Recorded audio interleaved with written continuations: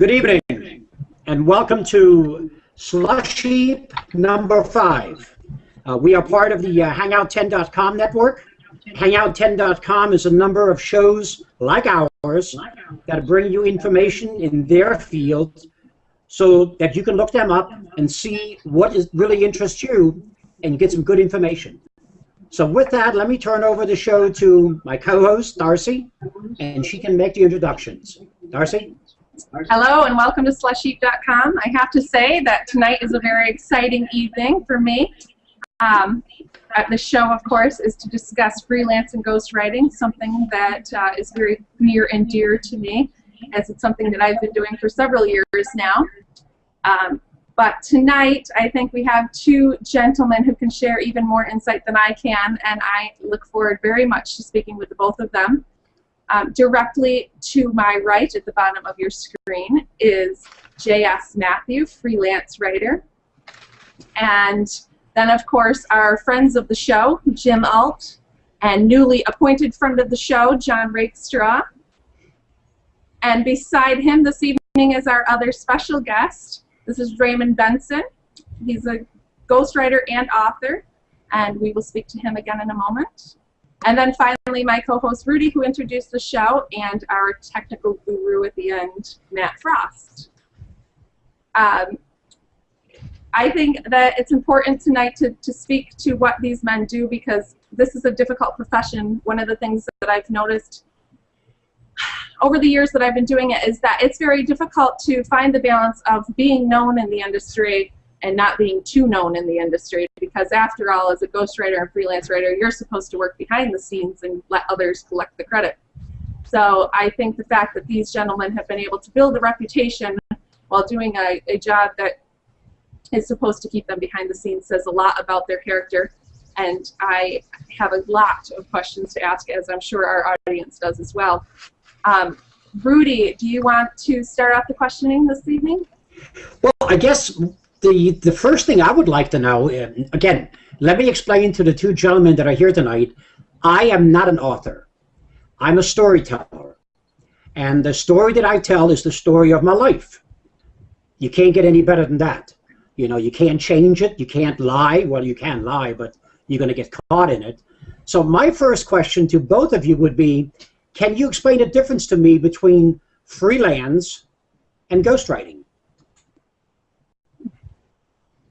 JS, you want to take a shot at that?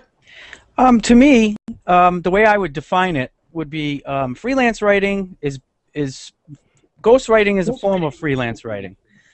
Freelance writing is very general. It covers a lot of different areas. Ghostwriting to me, and someone may have a different opinion on this, but ghostwriting to me is more geared to, you know, basically you work for, say, a client, whether it be an author. I know James Patterson, he hires a lot of other authors and writes with them. He comes up with a good plot. To me, that tends to be the way ghostwriting is, where freelance writing could be writing brochures, newsletters. I would say the way I would define it is that ghostwriting is a specific entity that's part of freelance writing. Okay. One of the topics that we really want to get into tonight is how freelance writing can help an author. So I assume that's probably the first question I should throw at you. How do you think that it could help an author? Well, I mean, like anything, practice makes perfect, or not perfect, but you know the saying goes. So anybody who's trying to break into the writing field, a great way to start is by freelance writing, and also blogging. To this day, I blog. I have all different little things that I do. I have several blogs that I run. I do a lot of question and answer. People email me because I make that available to them on my hub pages, article writing site /blog. The more you can do, and if you don't, you got to take it slow. That's the thing. People, statistically, any business, most businesses fail in the first year, and it's no more true in this field, particularly if you're writing query letters and you get rejections after rejection after rejection. Look at any author. Look at Stephen King. How many times he got rejected, and now he's on top. So what I would suggest to anybody that's breaking into the field, or maybe somebody that's like me, that's kind of like midway into the field, not totally where I need to be or want to be, you know, but I've come a long way. Take it slow. Never work for free, you know, unless it's like a charitable thing, like if your church asks you to write them a little blurb in their thing, that's different. But, you know, and just get out there and practice.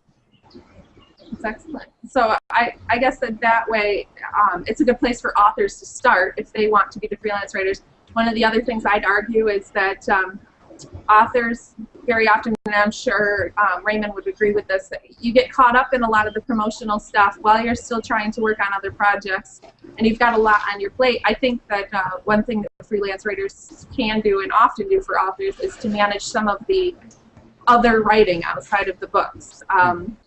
You know, website stuff, even borderline social media, things like that. They can help with that. I mean, we can take an idea that you have and formulate it into words and get it posted for you when you don't have the time to do that. Am I right in saying that? Yeah. Well, publishing is... Oh, go ahead, JS. No, please. Well, I was just going to say, publishing has changed so much in the last 5-6 years that authors really have to promote their own stuff now. You know, publishers don't do it for you. And with all the social media and online stuff, Facebook and Twitter and all that, you've got to spend a good part of your day doing that. So time management is very, very important for freelance writing. Yes. It's true. Even though you're freelancing and you may be working from your home or a home office or even an office down the street, you have to still maintain that sense of this is my job, and you have to have a schedule. Yes, you can take afternoons off for your family and whatnot, but you really do have to treat it like a job and put in the work and the hours and the effort, do the research. There's tons of research that any author will tell you that goes into anything that you write. So, yeah. Are there any questions from anyone else on the panel? Yeah, the thing that I would like to know, and you know, it's funny because the first time I heard freelance was back in the late 60s, early 70s, when I was involved with creating video pokers. And we used a freelance writer to create our brochures. So, you know, it's amazing because that's a technical brochure. So in a way, you have to be multi-talented because you've got to be able to write in a novel sense. You got to write in a technical sense. You know. You do. And I think a lot of that, as I was saying before, you got to take it slow. I think a lot of it comes with experience and time. For instance, video. A lot of people, myself, I'm pretty shy, believe it or not. And I've done a few YouTube videos, instructional videos, stuff like that. And you know, you got to get used to it. But after a while, you know, you keep doing these things over and over and over. You know, it's like writing white papers. I personally don't write them. They're very tedious, but they tend to pay well. And there's a lot of people out there that make decent living just writing white papers. So. When, you know, again, being a novice, you want to explain to me what you consider a white paper? Well, from what I've read about it, they're very lengthy and they're very technical. That's kind of why I've stayed away from it. How you were going to come across with that? You're Just right, in my you're research right. of different avenues for writing, you know, looking for different blog type sites, content mills. I've written for several content mills, particularly when I was starting off, you know. Basically, when you're getting into the field, you know, you'll pretty much, writers will often, you know, if they don't have a big ego, they'll willing to do a lot of work for a little bit, you know. So for you guys, what is the freelance part that you love about it? Why, you know, is it picking up a project, or is it just for the fact of the money and for the job? Well, for myself, it's the independence. It's money is a motivating factor, but I think that anybody that puts that as their main goal, you're not going to succeed. You know, I mean, it's a very, very competitive business. There's a lot of people doing it, and with the modern technology, it's very easy to write stuff. Look at how many blogs are out there. You know, I've read articles online that said, you know, with the title, blogging is dead. You know, and then you read into it, and they say, well, it's not so much that it's dead, but it's changed. You know, content is still king. It's not so much about, say, like SEO, search engine optimization and stuff, as opposed in backlinking, which were old methods that used to work. Now it's about what kind of content do you have? How is it different? How is it new? How is it fresh? And ultimately, how do you present it? And I think that's the key to it, is presentation. For instance, on a blog, do you just have one photo and a bunch of words? Or do you incorporate multiple photos? You may have maps, polls. Google and other search engines love things like polls, maps, you know, all these little extra things that add to the value of the total content, I think, is what drives your success. And that's as far as online writing. Do you think... Okay. Jim, did you have a question? I have a money question here for people that are trying to either learn to write or practice. Let's say for the next week I'm a writer and I have nothing to do. I'm freelance with nobody wanting my work. What would you recommend I practice doing if I'm going to spend the next 5 days just digging into something? Because you can do almost anything you want. When you're freelance with nobody paying you, you go, now what?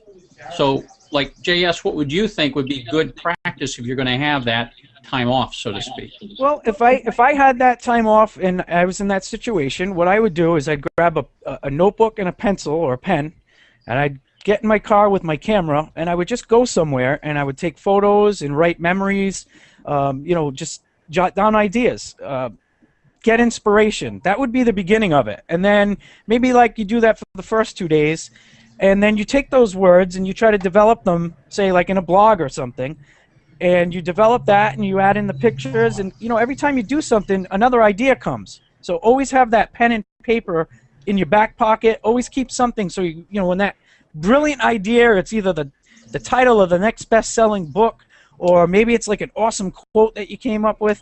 You got to be prepared. You know, even if you're at work, if you're permitted to have a paper and pen in your pocket. That's something that I always did, and I've actually written whole articles based on, like, you know, one line that I came up with that I thought was great. So, but JS, in your case, are there reviews with your work, and you have the same problem? Not so much, because I don't think I have as much of a wide audience. I have had negative, you know, comments left on movie reviews where if I gave the movie review like a 2 and somebody's like, this is the greatest movie, you know.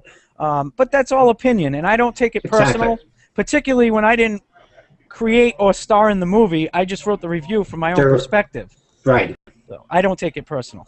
Okay. You know? Well, because we all want reviews. I mean, I know when I started my blog, I was waiting for that first person to give me a review, and it was a negative one. And what it was actually a misspelling of a word that he actually picked. I think I know that guy. which was one of those things that, since English is my second language, I don't like the fact that you can have two words that mean two totally different things sound the same, and that's what happened here, you know. Yeah. So that kind of left a bad taste in my mouth, but since then things have been better. Right. And Rudy, yes. On a scale of 1 to 10, you're a 9.5 for show hosting. Just to give you a quick review. Oh, thank you very much. Yeah. Thank you. Good. What happened to the half? We're not done yet. Oh, okay. There you go. You can still screw up big time. You know that. Yes. Well, no, you know, I want to get back to JS for a few minutes. That's good. Because I have a few questions I think probably a lot of people would wonder about that are trying to break into the writing world. We're kind of making their way as you are. Again, we can get back to Raymond and find out exactly how he got into it. But I know, JS, you're still relatively new. Is that correct? Yeah, I would say just shy of 4 years. Okay. So do you think, I guess my question is, where would you turn people who really want to get started? Well, as far as freelance writing, I would encourage people to research online, but at the same time, heed caution. 90% of the stuff out there, they promise everything. If it's too good to be true, it is. You know, if somebody says, look, give me a 300-word article and I'll pay you $6, you know, you have to determine whether that's feasible for you. I mean, I could do a 300-word article probably in 20, 25 minutes, and then, you know, with minor editing and whatnot. So, if I do that on a daily basis, then, that's potential to make decent money. So I would say, once again, like I said at the beginning, start slow, find your weaknesses and try to improve them, and find your strengths and develop them. Look for opportunities, but I caution anybody, particularly in the online world, if it's too good to be true, it is. It absolutely is. I mean, there's millions of sites out there that promise everything. Even with book publishing, as an author, not so much like a blog or articles, stuff like that. Oh, you got a great idea for a book. You really have to be careful who you put your work in front of. Particularly because of copyright. Because until that's published, it's a loose copyright. And I've seen many, many, many people online, particularly like, hey, can you read this and edit it for me? Or can you read it and tell me what you think? And then the next day they have the same material up on their own site and saying it's theirs, and there's really no legal recourse, if you can't prove it. So take caution. That's what I would suggest. Know your strengths and weaknesses. I won't write white papers, at least not right now in my life, because it's just too time-consuming, and it's not something I would enjoy. So stick to what you like. Stick to what you know. You can write things about, things you're going to do much better with it. If I started writing about, baking cookies, I mean, really, I don't really have that experience. But cast iron cookware, I do. I started when I was a kid. I was in the Boy Scouts. That turned me on to cast iron cookware. When I was in my early teens and 20s, I started buying it. And I had pans that rusted, and I had to research, how do I repair these pans? So after all the years of dealing with this cast iron, I said, hey, why don't I write an article about it? And that particular article on Hub Pages actually doesn't have a video, which would have been neat to actually it does have videos, but not my own personal. I borrowed videos from other YouTube users. But I actually showed pictures of the process, like, you sanding it and, how you wash it and the whole oven process, and, there's different ways to put shortening on it, or some people just put it on the stove and cook bacon nonstop, and that seasons it. So, when you really know something and you have a passion for it, that's where you should start. I mean, if you keep a diary, and if you don't, you should, and you could sort of say blogs and diaries are very similar, but if you keep a diary, go back and look at what you were writing about 6 months ago. And that itself will probably, inspire you to get you on track to find your niche or niche. Yeah. Now, once you have an article, you've written this cast iron article that's fabulous and that's 2,000-3,000 words long. Who do you go to with it? Well, I do use social media, and what I find about social media, particularly like Facebook, I have J.S. Matthew Facebook. It's all business related, and all of the people in my circles, with the exception of a few family, are actually people that either read types of things that I write, or they're writers themselves. And we develop these circles, and we kind of start checking out each other's work. Then before you know it, somebody shared your article and left an awesome comment because it really affected them, or it really helped them through something. And that's how it goes. It's the domino or trickle effect. You start in one place, and you just got to stay with it and get out there, keep promoting your work online. You got to promote it in person. Hey, how you been? I haven't seen you since high school. Hey, yeah, I've been writing online. You should check it out. Here's my business card. You just have to look at the whole picture and say, what can I do today to keep advancing forward? What tools are available to me that I can use to build this machine? And the machine would be like your brand, and I really think that, that's what it's all about. Start slow, be wary of people that are, hey, I can hook you up, this is a great deal. Be wary of that. You got to take control of your own work and figure out what works for you and how you can get it out there and how you can get it promoted. Now, what about, have you ever used any third parties? Have you ever found work through third parties? I'd have to think about that. I would have to say no.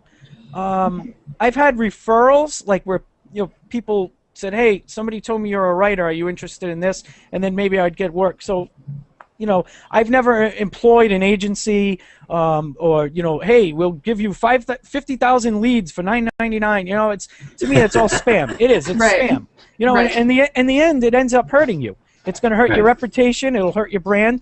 And if you're writing online, it will most definitely hurt your ranking with the search engines. Okay. Actually, the question why I asked is because I'm actually affiliated with a third party, and that's how I got my start in freelance writing, was with a company called Unreal Media. And it's just a small company. The woman that runs it was a freelance writer to start with, and so she slowly hired on basically content writers. And so she has jobs and she outsources them. And that's certainly not all my work, but that's a portion of my work. And so I kind of wondered if maybe you had done something similar to that, you know, because it's very difficult in the beginning to get found. Yes, if I was to plug a site per se that will pay you, tell you exactly what they want, tell you exactly what you're going to make, it would be blogmutt.com. The owner and creator of the site is Scott Yates. He's very funny. He's very down to earth. He's a nice guy, and he tells it like it is, but in a nice way. Mm-hmm. I've written articles for some of his clients, so yes, I have done that. I think I misunderstood what you were saying. There's a lot of freelancing sites out there as well. Right. And I guess, well, actually, Rudy, Matt, is there any questions that you have? I mean, I'm familiar with it, so I can ask questions that are very, you know. No, that's why I figured. The industry. That's why we have you. Okay. All right. Well, yeah. I think that was my biggest question, because I noticed actually on your blog that you had mentioned Blogmutt. Is that what it's called? Blogmutt, yes. Okay. And I noticed that the way that operates is that you actually submit it, and then they edit it or review it, and then they decide whether or not they're going to pay you on it. Is that how that works? Yes. Basically, they give you an outline, and it's based on what the customer wants. The customer will say, you know, I want it to be promotional, or I want it to be friendly. You know, they kind of set the mood. They give you the keywords that they're looking for, topic, and you just do a little bit of research and news, and you put it together and you submit it to them. Oftentimes, they'll say, hey, can you push this a little bit more? I like that. Or can you take this out? I don't like that. Or I forgot to mention, can you add this? They work with you in that aspect. But the easy thing about it is that everything that's there, you look at a job and you say, okay, this is a topic I know. This is what they want. It's not too crazy, you know. They're not asking for like 5 million words, you know, and you take it from there. Yeah, Blogmutt was very good. Two things about Blogmutt: to write for them, you have to be in the United States. And I have a lot of friends, you know, being a blogger. I have friends all over the world, and unfortunately, they found out after they tried to sign up that it was only available. And the other thing is they accept new writers based on their volume that particular time. So sometimes they'll take on 5 or 10 more writers, and then they'll close it until they get more clients. So. Okay, and I guess we probably should mention too, because your website that you have up is jsmatthew.hubpages.com. So yes. For those who don't know, what is HubPages? HubPages is a article writing / blog. It's very versatile. There's other ones out there that are good. Squidoo is one of them, if you've ever heard of Squidoo. HubPages is basically like they give you a website and you put the content. They have boxes. I'm trying to remember what they call the capsules or whatnot. And you know, you add photo, video, as I mentioned before, polls, quizzes. They used to have a news feed, but I don't think that's there anymore. You know, everything changes all the time. But HubPages is a great platform, and the best thing about HubPages, unless you write about really like if you like to write about politics and religion, you'll have a lot of friends, but you're going to have a lot of enemies. If you write about normal, everyday things, your personal experiences, things that you're interested in, things that show you as a human being that other people can relate to, the community on HubPages there's no community out there, as far as I'm concerned, in my experience, that matches that community. You know, you write an article and you get lots of comments from the community. If your hub happens to be featured in the search engines at the top, which I do have a few, you know, you'll get a lot of outside comments. For instance, I wrote an article on how to speak and write Cambodian. My wife is Cambodian, so I'm not totally fluent, but I knew enough. And I wanted to draw all the characters by hand, you know, so I did that, and I took pictures, and that's up there, and it actually, you know, the ranking position fluctuates a little bit, but it's usually on the first page. If you were to search for that, how to speak and write Cambodian, you would find J.S. Matthew up there. That's awesome. Yeah. Now, I think, Raymond, you had a question for him, is that right? Oh, what was... What was that blog mart? Is it Blog Mart? Is that what you said? Blogmutt, one word, BLOGMUTT.com. Blogmutt. Okay. Yes, and actually on my Hub Pages profile, it lists all the articles. I have 100 and something, I forget now. I actually did a review of the site, which basically reiterates what they do, like, you know, point by point by point. So if anybody out there wanted to check that review out, I can't remember the actual URL because they're long, but you could find it on my Hub Pages profile. We'll try to put it on our website under this video as well. Okay. Well, gentlemen, I have enjoyed it this evening, and I know that we are out of time, but I just want to say again, I really, really appreciate being on the show, and we hope to have you back in the future because you were both very informative, and I know that the people that watch this show, it really matters to them to have this sort of information, so I appreciate it. Well, thank you. And Rudy, I will leave it to you to close out the show, but thank you. Thank you for having us. Yeah, you took thank all you. my words away. No, seriously, I really enjoyed it tonight. I mean, it was my dream, I guess, one day to speak to somebody that actually wrote about my life almost, and I guess I got about as close as I could with Raymond. Maybe what we can do is we can get you in as a ghostwriter to my ghostwriter, and we can make the second book even better. How's that? Well, we'll put your name on it. We can talk. I'll guarantee you that. Talk. So, but and if we have anything that we need written, now I know where to go. JS is the man to go to. You know, all I gotta do is give him the keywords and he'll run with it. So that's even better than, you know, I can just shut up after that.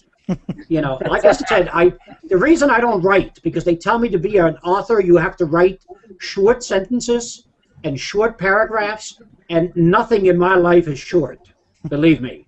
You know, I tell stories. You know what? And John is shaking his head. John and I are from the same tree. Oh, yes, we are. We can take 3 words and turn them into an hour-long story. You know, there's no doubt about that. And I'm proud of it, too. You know, no doubt about that. So, but I really want to thank you again for being here, and hopefully we can have you on again, and we won't have the problems that we had tonight. Maybe Google will get all their hiccups out of the way. By the way, I'm going to patent that hiccup thing, you know, because it only happens to us, you know, it seems like. But really, it was enjoyable tonight, and I thank you very much, and hope to see you again soon. Likewise, thank you. Thank you. And remember, people, buy their books. The way Absolutely. to feed an author's soul is to buy their books. So go out there and buy them and read them. Just don't buy them, read them. Reading is most important. That's right. Good night, everyone. Good night. Good night.